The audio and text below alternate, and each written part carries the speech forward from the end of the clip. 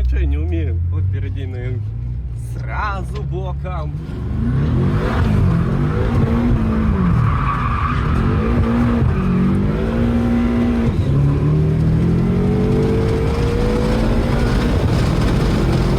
Ай-яй-яй.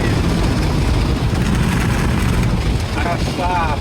Но, блядь, честно, вот просто честно, кладя руку на сердце, я скажу то, что Марк намного интереснее.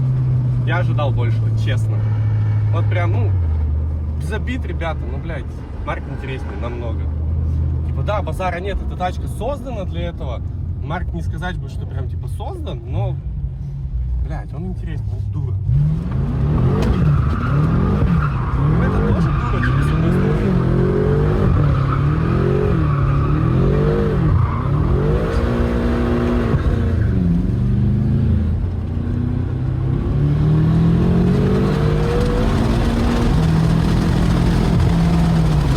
Прикольно.